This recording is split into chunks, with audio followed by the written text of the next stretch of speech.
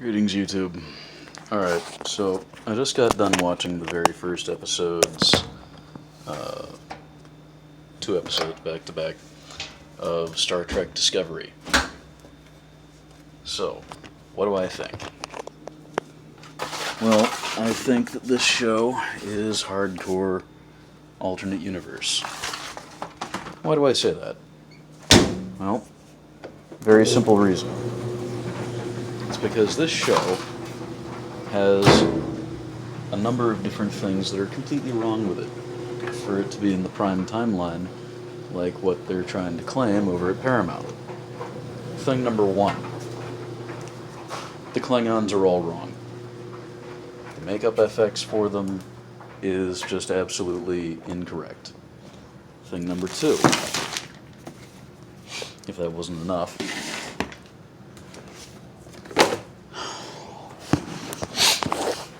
thing number two is the timeline is also completely wrong. They're saying that it's been 100 years since they've seen Klingons. Wrong. It's been 94. Is that a nitpick? Yes, that's a nitpick. Sure, I'll give you that. Thing number three.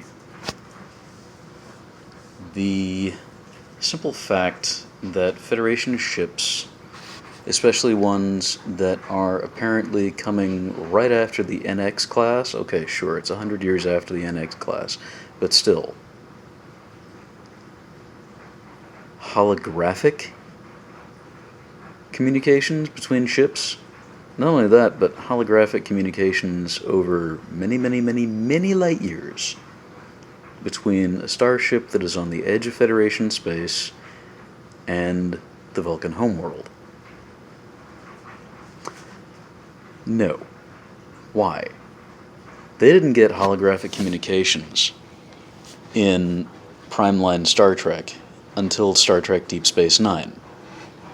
Well after Kirk, well after Picard. Well, right after Picard.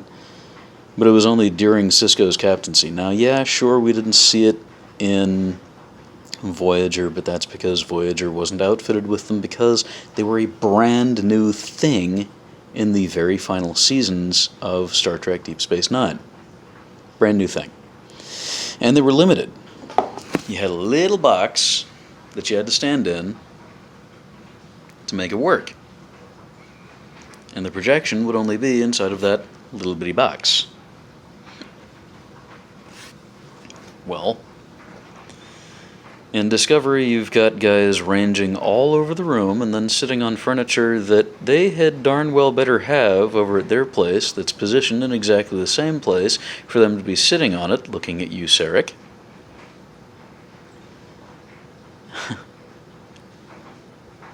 They done goofed. Seriously, this reeks of, if they're trying to put it in the prime timeline like what they're saying, this reeks hardcore of somebody just looking at a few cliff notes here and there of Star Trek, maybe watching the very final season of DS9, and then seeing all of the Star Trek movies starting with the ones in 2009,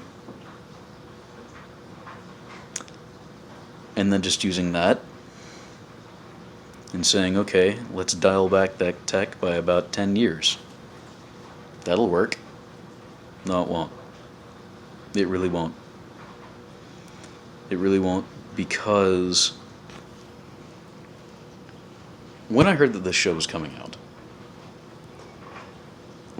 I immediately did my homework, because I'm also trying to write a Star Trek fanfiction novel.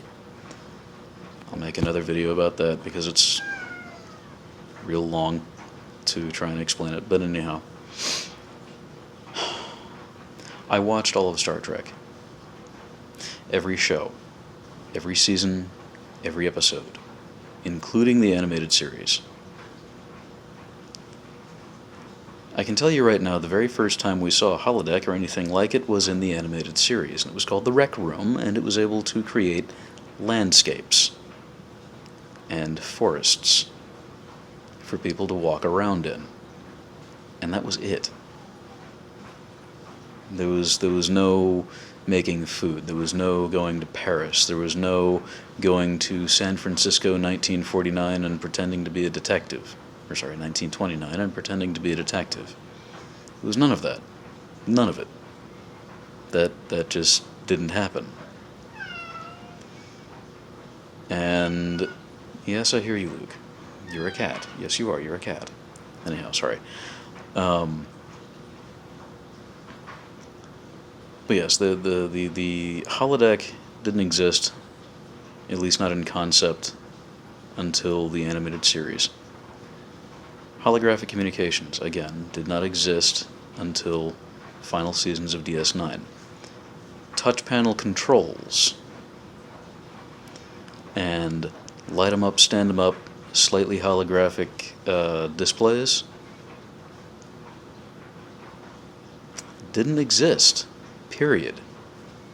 Well, I mean, you had something similar in the episodes of Next Gen when when the Enterprise C came through a time hole and then completely mucked up the entire timeline for Next Gen, temporarily, of course. And Tasha Yar came back to life in that episode.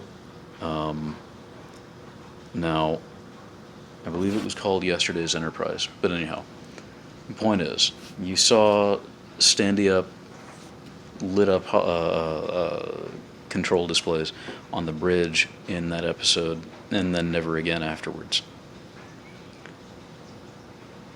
You don't even have stand 'em up, light 'em up, slightly holographic controls or displays in the Star Trek 2009 movies, except in Into Darkness, and it's like one panel and there's one guy standing there. You also don't have hardcore cybernetic implants or hardcore cybernetic augmentation, not in the original show, not in Next Gen, not in DS9, not in Voyager. Unless you're talking about the Borg, or the Bynars, maybe. But the Bynars just had a computer interface thing stuck into their head, which connected to a belt. I've seen all of Star Trek that was put to film before Discovery, before Star Trek Discovery came out. Star Trek Discovery, I can tell you with absolute confidence, is not in the prime timeline because the technology is too advanced in certain places. Not only that, the transporter room is too huge. Too huge. Next Gen didn't have transporter rooms that big. The entire room is the transporter room. It's not, a room that you go into and then there's an alcove in one spot where the actual transporter pad is, and then, along one wall you've actually got the transporter buffers, the Heisenberg compensators, and all of the other little gadgets and gizwizzies and controls that make things actually happen when somebody touches the control panel and swipes up. Even Star Trek 2009 didn't fuck that up. Star Trek 2009 has physical controls to operate their transporters. Star Trek Discovery has touchscreens. Star Trek Enterprise, physical controls. So, what do I think Star Trek Discovery is in the timeline? I'm going to tell you right now, it is outside of the prime timeline. Judging by what's going on in there, it's also outside of the Star Trek 2009 Kelvinverse. Kelvin universe. It's outside of that. Does it stem from the prime timeline events of Star Trek Enterprise? Certainly. That is absolutely possible. Now, why do I say that? I say that because... Hello. I say that because it is perfectly possible to develop the things that they've developed in the 100 years that they've had since Star Trek Enterprise. Absolutely possible.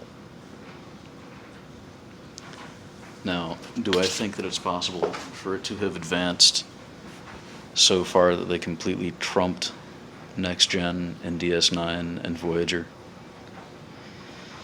Not if it's in the Prime timeline. Star Trek Enterprise even suffered from, you know, timeline contaminationitis because they had a few systems on their ship that were more advanced than what we had in original Star Trek. Now, why do I give it a pass on that? Well, number one, the decade that it was made in. Number two, budget.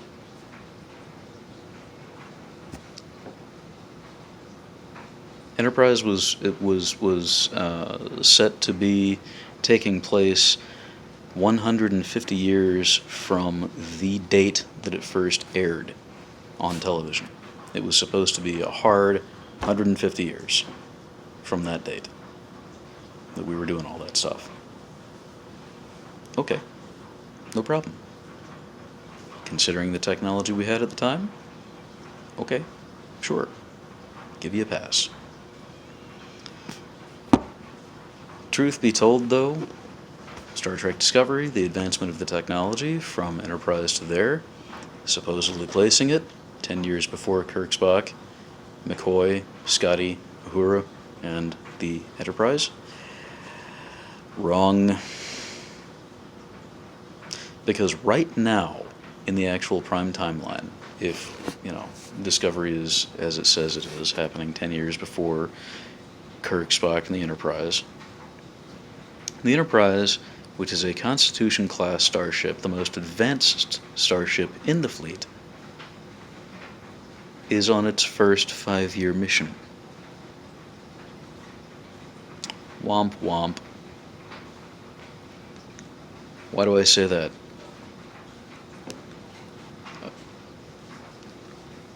Well, because the most advanced ship in the fleet should have touchscreen controls. The most advanced ship in this fleet should have a giant room for the transporters. The most advanced ship in the fleet should have rocket pack spacesuits with holographic heads-up displays. It didn't. That places this hardcore not in the Kelvinverse, not in the Primeverse, but instead in its own universe. Now that's just my major gripe with this. On the whole, it's an alright show. It looks like it's going to be very Battlestar Galactica-ish. And I'm talking about the 2000s era BSG, not the 80s or the 70s era BSG. But that's kind of how it feels to me right now. The other thing is, they're making the show all about one character. You can't do that with Star Trek. You can't. It has to be about a command crew. It has to be about a command crew and those people and their own personal stories and the story of the ship or the station that they're on and the things that they encounter.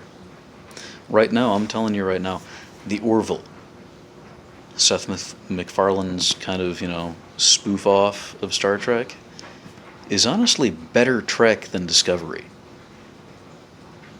It is so far a much better Star Trek show than Discovery. Because episode 3 and they're already hitting transgender issues? God damn, Seth. Dude. Gut punch us right at the beginning, why don't you? Hitting the nail on the head and right through the table and into the floor there, ain't you? I actually have to applaud you for that. Good job. Well done. Legitimately. That's a real issue. You are taking a look at real world issues. And you are shedding a light on them that a lot of people, I think, will actually be able to understand. You want good Trek? Watch The Orville. You want a sci-fi action adventure show about somebody running around in the Star Trek universe being a Mary Sue and writing that suffers from too many cooks syndrome? Go watch Discovery. It reeks of what the early notes that I read about it were talking about it being in an alternate timeline, not in the prime timeline, and that, Sarek looking the way he does was going to be explained by Sarek due to multiple universe theory. That means that this is not in the prime timeline. The thing is, the original writer ended up leaving the show, and that it was the original producer, but anyhow, one of the original idea guys for this show left the show early on in its production, but not after a bunch of scripts had already been penned. And it looks like those scripts are being used. Or those scripts are being cherry-picked and then used. I've only seen 2 episodes already. This is not good Trek. And their little promo saying, what to expect in the rest of the season, only tells me that it's going to be more of the same. More of the same BSFL, batshit fucking loco crap, where you're trying to follow around one character and make an entire huge Star Trek show about one character, which I've already said you cannot do. Here's why original Trek, Next Gen, DS9, Voyager, and Enterprise worked. Here is why. And even the movies, too. Even the movies did this. You had a wide cast of characters. You got to see not just one guy tootling around doing their thing, not just one girl tootling around doing her thing. You got to explore all of their stories. You got to see everything from every perspective. Even in the pilot episodes, you saw that one story, the story of the pilot episode, happening from multiple different perspectives. Not one, or just 2. Because in this one, we saw the events of the first 2 episodes from 2 perspectives. The main character and her captain. And you got a brief moment with Sarek. But beyond that, I didn't get to see what the first, what the science officer was doing. I didn't get to see his whole thing. I didn't get to see the doctor doing the doctor's thing. I didn't get to see the helm officers doing their thing, or the comm officer, or the chief engineer. I didn't get to see any of that. None of it. There was no setup. It was just all exposition. It was just all, bing, bang, boom, flash, accent lights, blaring in your face, bright things, yeah. Making it look a whole lot like Kelvinverse. A whole lot like it.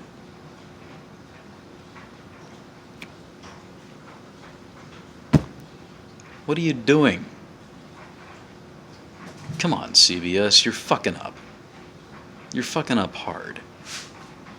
You're fucking up Star Trek.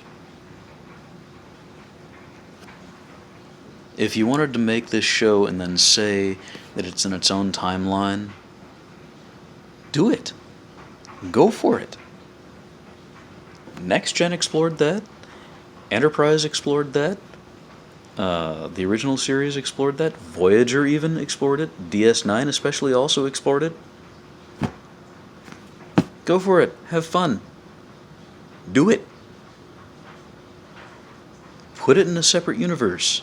Declare it to be a separate universe. Because from where I'm standing, it sure as hell is. The Klingons alone. How did you fuck that up? You got the Vulcans right. You didn't change the Vulcans for shit. Why did you turn the Klingons into hairless lizard men wearing a bunch of bone armor? What the hell, man? That's just fucked up. No. The Klingons are supposed to be rumple-foreheaded, Fu Manchu bearded, hairy, tall, stupid strong orc dwarves from space that talk a lot about honor and family and tradition. We've seen the Klingon heritage explored extensively in Next Gen, in DS9. And you know what? That's my Trek. Not this. This is an entirely alternate universe where the Klingons... Oh, and we also saw it in Enterprise. The whole Klingon culture explored. Saw that in Enterprise. These are Klingons that took a drastically different evolutionary path. These are not the same Klingons. They may have a similar culture, but it ain't the same. It is not the same. Right now they should be flying around in D7 battlecruisers and birds of prey. What I saw flying around in that show looked like some kind of weird space bat. And then another one looked like a space cathedral. No. You done goofed. And you done goofed hard. I know it's too late to go back and fix it,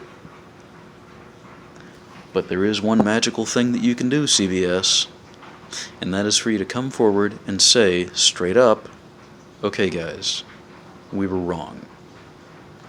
We wanted to put this in the Prime timeline. It's in an alternate universe altogether. Whole new timeline, whole new universe. Hitting that reset button. And it would be okay. I would be okay with that. Might not be okay with the format, with you chasing around one gal doing her thing.